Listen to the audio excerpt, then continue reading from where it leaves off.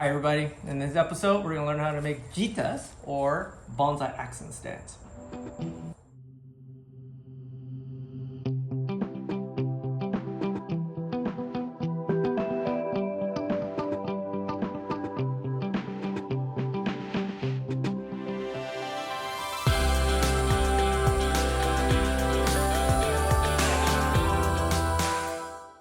So just with the national show coming back online, I know I'm excited to go back to shows and actually really to present at shows again.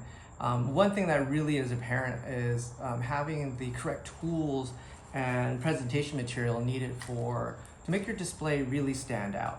And one of those items, especially if you're newer into displaying bonsai, is having the stands available for you. One of the simple ones that you can actually make would be gitas, are basically the accent where your accents will be sitting on to display your bonsai with, okay, or your companion that goes with it. It really talks about the season, and it's something that you can actually make at home. So I've actually been researching this because I'm too cheap to buy it anymore. So I bought this from Japan several years ago, and it's really versatile since it's a really dark color scheme, irregular shape. It really works companion-wise with the main tree really well, especially with a really strong structure stand.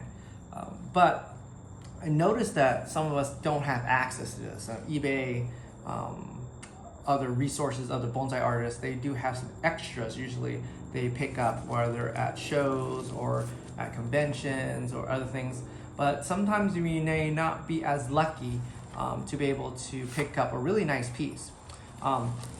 So a couple of years ago, Lindsay actually gave me a simple, really bamboo Ji-ita.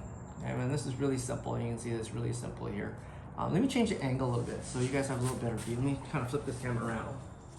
Again, this is a stand from Lindsay. So it's a very simple black, probably lacquer back in the days. The size-wise, I think this is 3.5 by 11, if I'm correct. And this is something we can easily make. And some of the originals, really the symmetric ones, are these bamboo style geometric ones that you usually lay your accent to the left or to the right of that. So today, this is one style, and Lindsay said this is a formal, a very black, high gloss. So if you don't have a really desirable wood stance, you can use like poplar, and usually it's a spray can black gloss. You can get something very formalized like this. Back is displayed, but Lindsay Shiba there. Thank you, Lindsay, for letting me have access to this. He also has a what we call less formal, having that wood grain here is beautiful hinoki wood, and you can see the graining is really nice and really beautiful. So this is a 3.5 by, I think this is 13 inches when I measured it. So something that we can make. It's not that difficult to make, and simple tools. It's not going to be the inorganic shape, which I really love. This is really beautiful. It's not something like this. Maybe I can work up myself to this point, but just to begin to have some, a repertoire in your arsenal of stands, you should be able to make this really easily and within a couple hours. So if you have access to a wood, I'll put that over here, like a wood supplier, you can easily get something like this. This is 2.5 inches by 24 inches. Home Depot, walnut. This is, I think, $12. So relatively easily accessible. Our job is to mimic something like that. So this is a thinner. This is not 3.5. And this is only about 2.5, but we can scale this to your tree. So if you have really big trees, your accent is going to be rather large also. So you need something with a large display.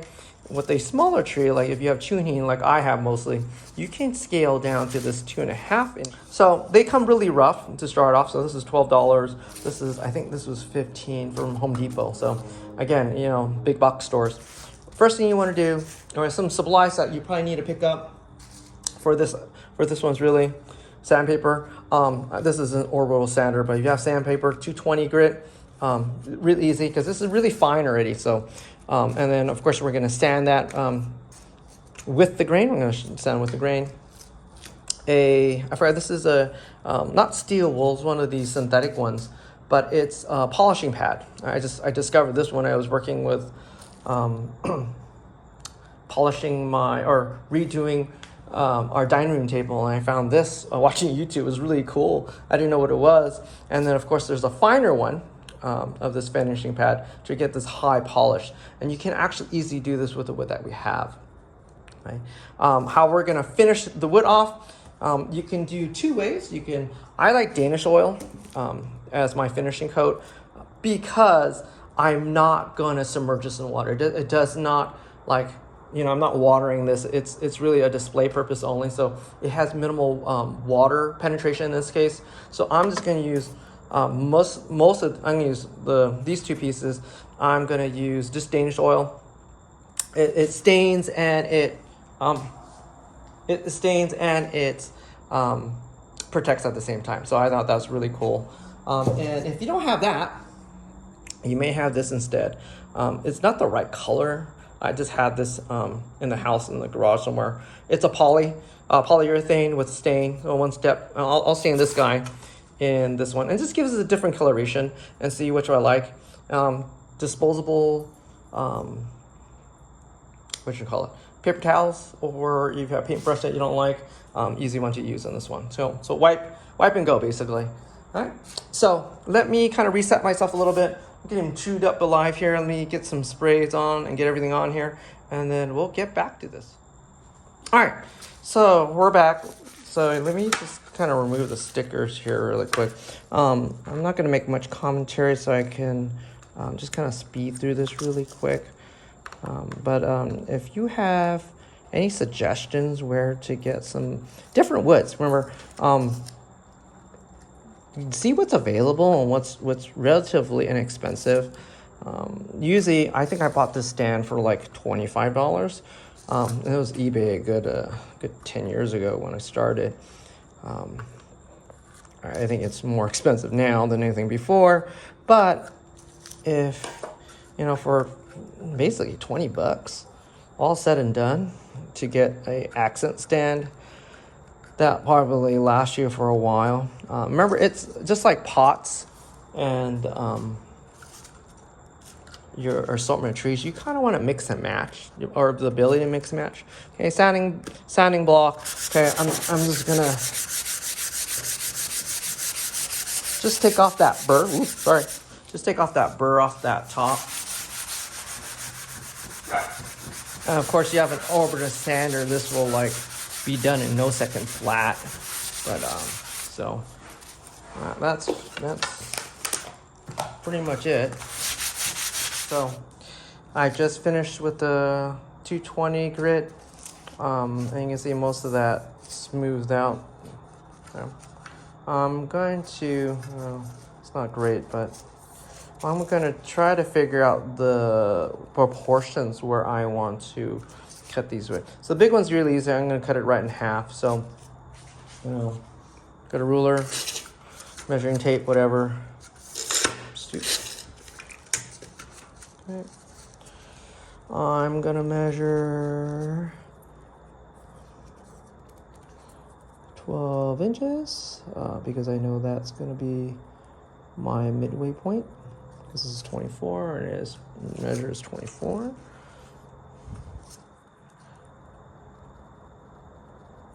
Okay. If you have a speed square, makes life much easier, but you can just do what I did. Measure everything. Okay, that's roughly my midway point. Really simple, that's my midway point. This one's a little more interesting. I like the features, if you look carefully. You look carefully. I love the hole. I love some of these eyes. The imperfections I think I want to highlight just because like this board is pretty pristine. There's some burrowing up here and then it gets really straight in here. So this one I'm gonna pretty much do about 10.5 inches on this guy and then just clip at the end there. This one, I can't really just cut it down the middle. You cut it right between this knot area, and usually when you cut wood like that, it doesn't end well. Okay, so what I'm gonna do is split the difference here. So that be my new center line here. Okay, one of my cuts, and that cuts through none of the features. And what I'm gonna do is I'm gonna measure, what's the length I have? This is about 11 inches. That's about 11 inches, and this is about 13, a little under 13. So let's do 10 inches. Do 10 inches. Sorry, I'm gonna cross the camera here. Let's do about 10 inches. And then I'm gonna do the same thing, 10 inches on the other side. And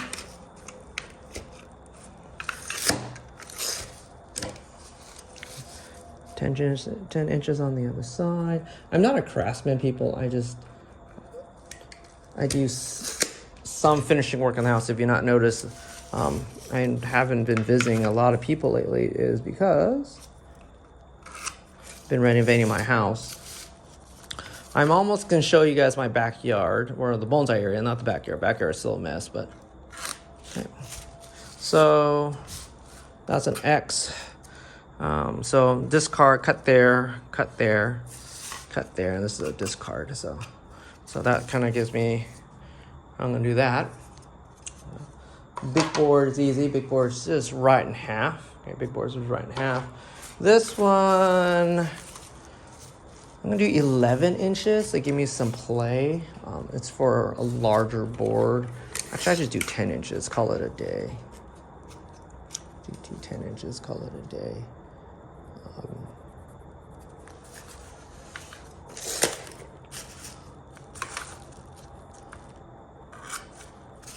And then,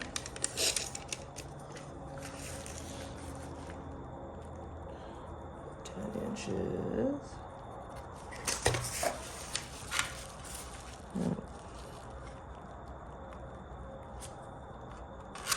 All right, so I got my cuts. I'm gonna go to a chop saw I have it set up in the garage. I'll cut that. I'll bring it back and so you can see the pieces, and then we'll continue sanding in a minute with the finishing pad and then the super finishing pad. So we'll do that after I'm done cutting. So I'll be back. Let me cut these. Alrighty. So I'm back. These things are cut. So next thing to do is to clean the edges. Remember I cleaned all 6 sides. Now with the new cut, I'm gonna make sure they're just neat, nice and neat. No. Get all the burrs off.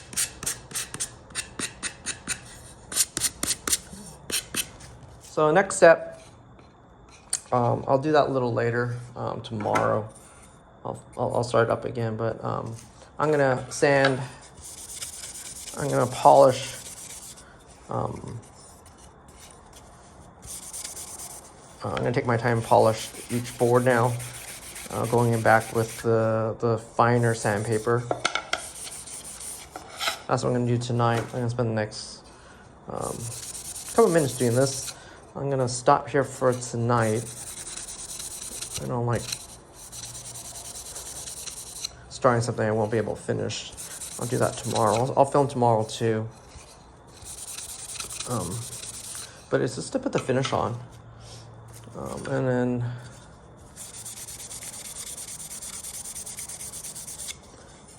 see, that's kind of cool. You see the graining. I thought that's kind of cool. You can see the graining there. keeping that hole there as intact as I can.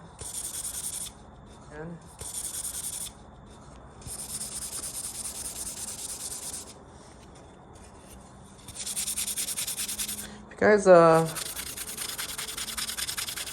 been watching, if you guys enjoy the channel, please subscribe. You know, amazing what a year of COVID could do. You know, starting with I think it was less than 100 followers, now down to 2002. 2,200? Whatever. You know, I'm here for you guys. Make a fool out of myself. Doing woodworking now because I'm cheap. But again, these are just skills. You know, skills that you guys have. I can make a business doing this.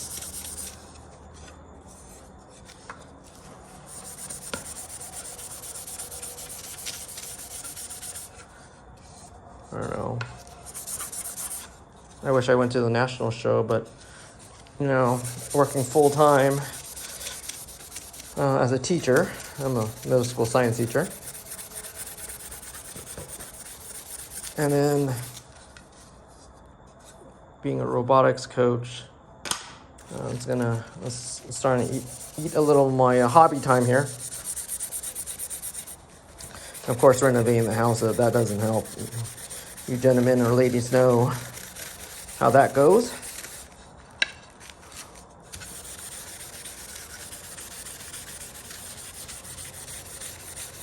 I'll probably put an update of my backyard, how the bonsai court's shaping up. I got it up and running because my wife got mad at me having plants on the ground everywhere.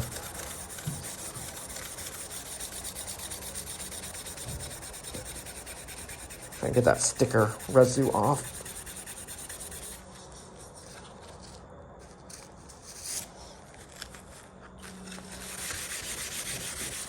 Yeah, so yeah, I'm gonna do this for the rest of the night.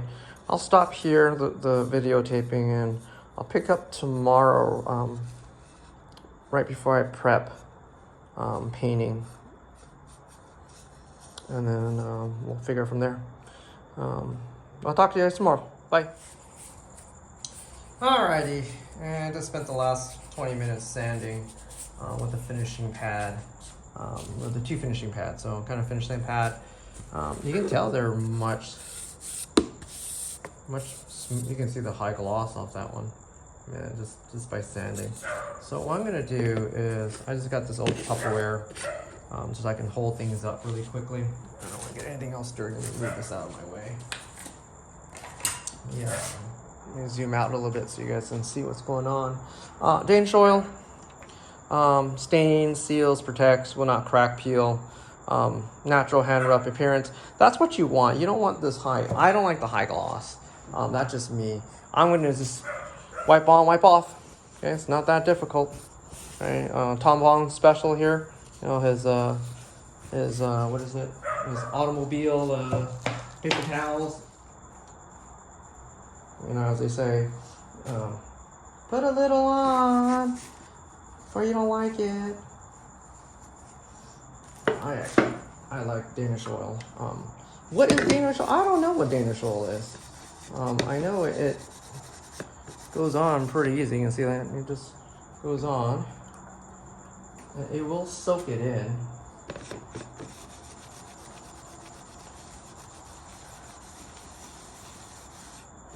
I usually do at least 3 coats of this Danish oil.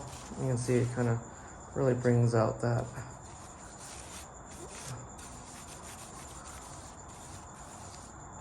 See, that's the before, that's the after, and the before right next to it.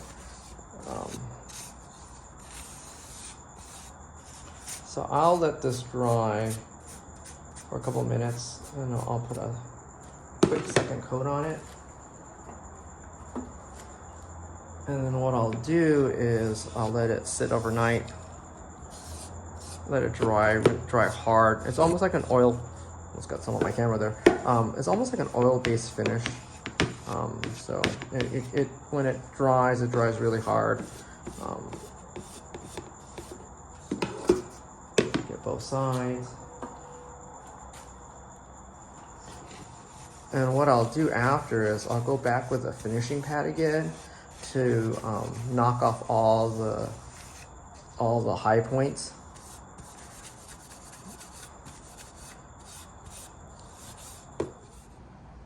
Day 2, let everything dry overnight.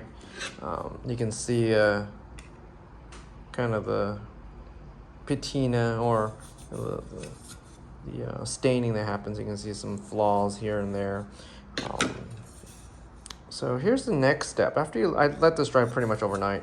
It's pretty. See that those imperfections make kind of that wood pretty. That's what you're looking for when you're selecting some wood for this one. Is the imperfections. I mean, I think that's kind of cool. So what I did is you can tell once you are sanding for the first time like raw wood, you have these little hills that pop up, these little burrs that pop up. And what you're gonna do is go back. You're gonna sand it with the rough finishing pad, and what this is knocks off all the top burrs off, all the little imperfections. You can see it's really soft and it's really smooth. You're gonna knock that off, and then after you knock that off a couple times, you can see there's the matte finish is much more uniform on this board than this one right here. You can even like feel the difference, and this is just, you can hear the difference, really smooth and different. And then of course then you go back and you're gonna knock all the highs. You're gonna knock pretty much all. You're not taking in all that the surface off completely, unlike when you're sanding it with that 220 sandpaper. You're really just in this one just knocking off all the rough spots and just try and get as smooth as one clean as you can. You can see some spots where the application pad or the what do you call that? Not application pad. What do you call that?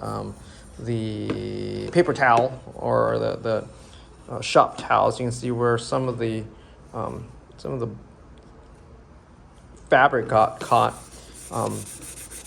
So that's it. It's gonna just be a lot of manual labor.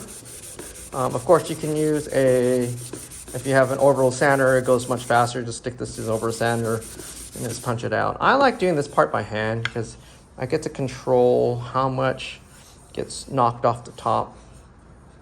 And I use a standing block usually. And I just kind of grip it like that, and I just kind of go at it. I like doing this part by hand. I really enjoy doing this part by hand because you can, you kind of know where to stop and where to put a little more pressure on comparatively just using orbital sander, which is, it's great because of speed, but you don't really get to do that finesse part of it. And this is just like plain woodworking. If you've done finished tabletops, this is a very similar idea. You're trying to knock off just that rust pot. Of course, the sides. Okay. So I'm not going to film this process. I got 4 more boards to go through. Of course, yeah, after you do this pad, do the white one, which is the finishing pad. And that should get it.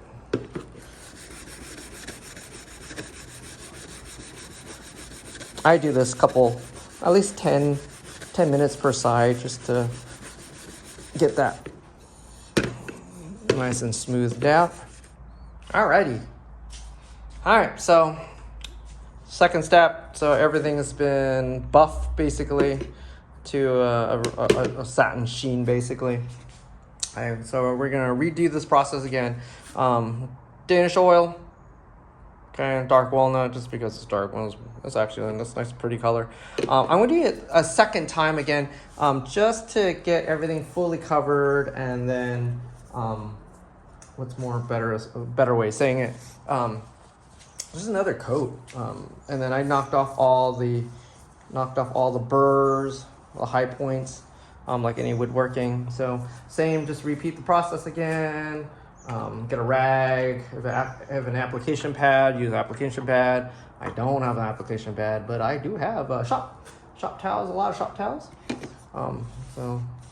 So this is just really liberal. Make sure every piece, every side is nice and covered.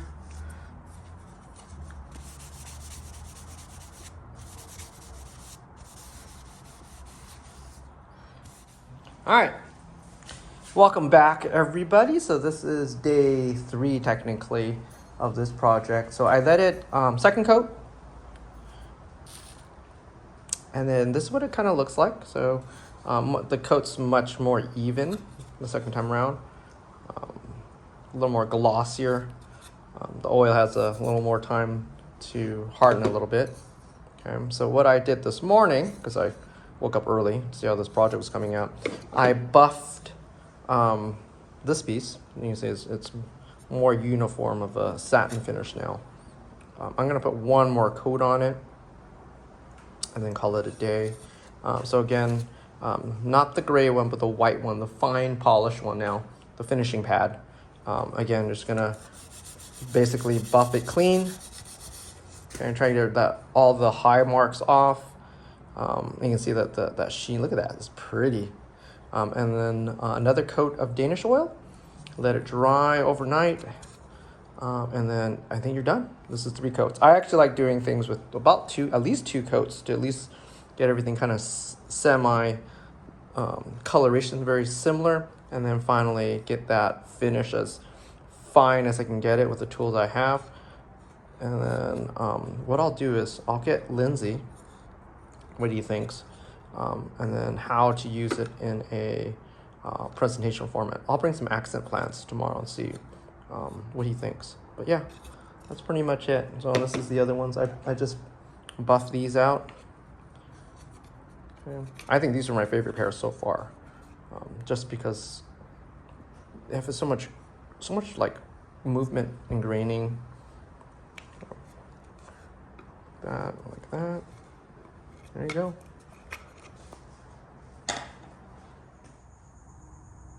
Alrighty, ladies and gentlemen, this is the 4th day. So this is the final 3rd coat of this bad boy. Okay, so this is Danish oil, 3 coats, and then just buffing it between sanding. So this actually came out really nice. I do really enjoy the if you say the graining, the irregularities, the knots. You can see them. I think that's what you need to be looking for, especially near the ends, because if you put your accent pot, you know, in this general location, you're going to cover it. So you want to have those irregularities on the edges. So when you're looking for wood, this came in a single plank basically, and I cut it so I would get those irregularities at the edge. And this is my favorite piece, and the reason why it's my favorite piece is just the knots. You can see the burl in it, or the really irregular growth rings, really tight too, and this beautiful walnut. And then of course the bigger one, I don't think it's as nice, but it you know, the curvature of that graining, I mean, this really highlights that. And then of course this is really pretty right here, that, you know, where that branch structures of the beam, you can see it's all, I mean, it's just very different. And again, the sad part is it's not in the middle, because that's gonna be covered up with a big pot or an accent pot, or, you know, something right here covers it. So it's gonna cover that. So again, you're looking for this irregularity near the edges. Okay. And here's this one. I like this one because of this. There you go. That kind of you know, courtesan look right there. But the second piece is not as pretty. And this really was one piece. This really was one piece at one point. And that's kind of key, because you don't want to pick and choose exact lumber you want, because when you're color matching, it's going to be pretty hard to color match, because how that graining soaks up that finish, it might be slightly different. Might be hard to match up. So that's how to make one. I'm gonna give it to Lindsay to give a quick review and see what he thinks about it. But like and subscribe if you guys want to leave a comment, be my guest. I'm gonna give it to Lindsay and see what he thinks. And then yeah, that's pretty much it. $12 for just the material, and then of course Dana Scholl. I had that in the shop. Most of the stuff I had in the garage already, so that wasn't bad. So if you had to buy everything, probably about $20 worth of material, and they can last you for several sets. And then this one was $15 or $17. I forgot, but yeah, relatively inexpensive. I'm gonna start shopping around. I'm gonna try to look at some woodworking places for some more exotic woods to make some of these stands. I'm gonna keep this one. The other two I might do as a giveaway, but for sure. Oh yeah, but if you're a new member for Baikoen and you're gonna present a tree for your very first time, I will make you a XX stand for you to have. It's one piece of the puzzle, so to really get you to show your trees off for this winter silhouette. So yeah, that's a challenge for our members. Again, if you're gonna present the very first time a tree in our show, I will make you an accent stand for you. All right. So again, I'm gonna give it to Lindsay, so he'll do a quick critique. And again, like and subscribe, leave a comment. I love you guys. Peace out, man.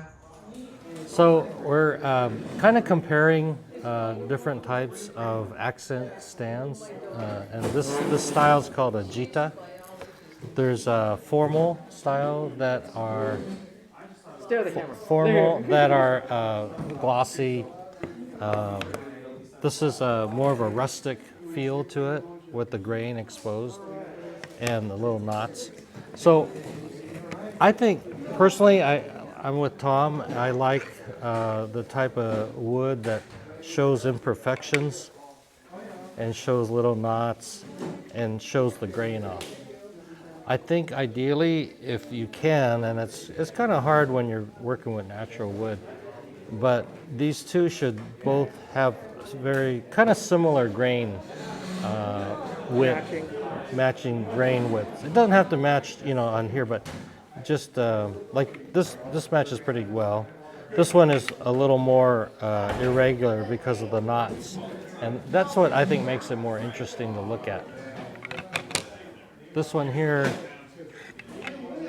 you could tell it's a wider grain. It probably grew a little faster where it was growing, and but it has the same color tones, which is good. It should match the color. The color tone should match. Okay. And it all depends on how large your accent is. Because this is the width of your stand or your die.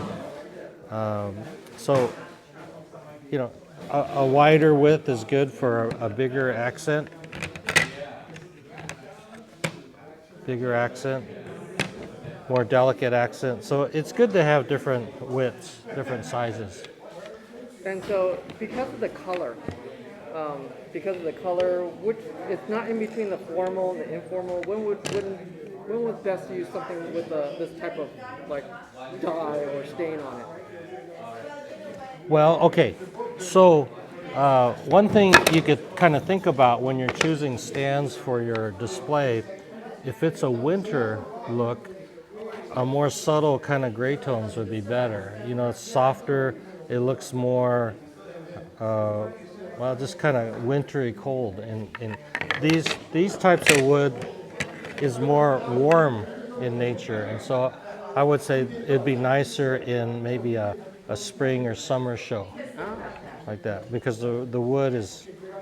So a lot of my stands that I have since I've been in Baikoen a lot, they tend to be more on the cooler looking, not cool as good looking, but just colder feel, because we always show in the winter. So awesome. Okay. Hey, for $12, 13, you can't beat it, right? No, this is great. Yeah. And sometimes if you know, if you get, like this one's called hinoki wood, but they really bring the grain out. It's the way they sand it, and sometimes I've heard that they'll sandblast wood, and that sandblasting cuts out the softer grains or rings of wood, and it leaves the harder one. So it kind of, you can feel the different rings on the wood. So, but that's, you know, it's all different feel. Awesome. Thanks, Lindsay. Okay, thank you.